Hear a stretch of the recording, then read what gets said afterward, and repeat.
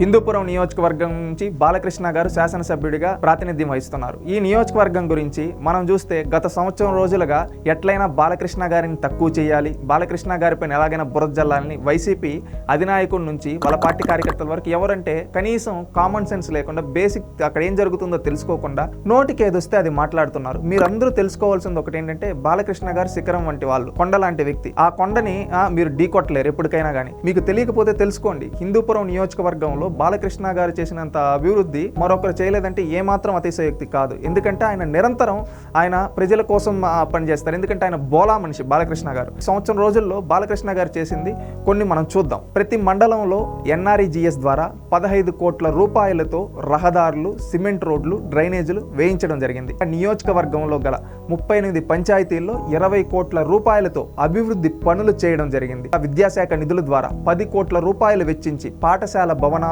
ప్రహారీ గోడలు నిర్మాణం చేయడం జరిగింది. నియోజకవర్గంలో 2 అన్నా క్యాంటీన్లను ఏర్పాటు చేయడం జరిగింది. అదే విధంగా భవిష్యత్తులో చేయడానికి కొన్ని పనులకు శ్రీకారం చుట్టడం జరిగింది. దాంట్లో మున్సిపాలిటీలో 92 కోట్ల 50 లక్షల రూపాయలతో అభివృద్ధి పనులు, రోడ్ల నిర్మాణం, పార్కుల అభివృద్ధి, డ్రైనేజీ పరిశుభ్రత పనులు చేయబోతున్నారు. మున్సిపాలిటీ నందు 120 కోట్ల రూపాయలు వెచ్చించి తాగునీటి సౌకర్యం కోసం నూతన పైప్ లైన్ ఏర్పాటు చేయబోతున్నారు. 2014-19 మధ్యలో జామియా మసీదు కోసం నందమూరి బాలకృష్ణ గారు నిధులు కేటాయిస్తే ఆ తర్వాత వచ్చిన వైసీపీ ప్రభుత్వం రివర్స్ టెండరింగ్లో దాన్ని ఆపేసింది. కానీ మళ్ళీ కూటమి ప్రభుత్వం ఏర్పడిన తర్వాత నందమూరి బాలకృష్ణ గారి చొరవతో జామియా మసీదుకు నిధులు కేటాయించడం జరిగింది.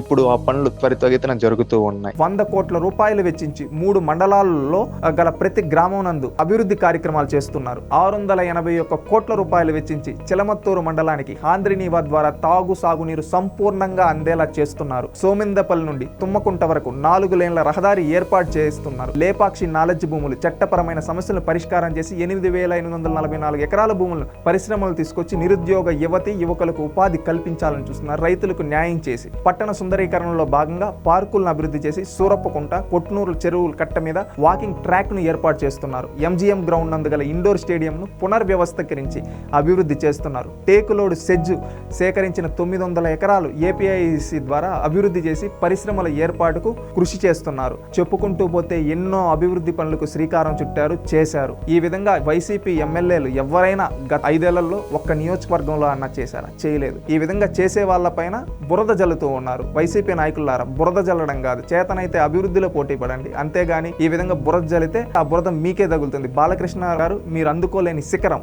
ఆయన పైన ఇలాంటి బురద జల్లితే ఆయన కాలి గోటుకు కూడా సరిపోదు. అది గుర్తుపెట్టుకుని ఆయన ఎల్లప్పుడూ ప్రజలతో ఉంటారు, ప్రజల కోసమే పనిచేస్తారు. తన తండ్రి ఆశయాల కోసం పనిచేస్తున్నారు బాలకృష్ణ గారు, గుర్తుపెట్టుకోండి.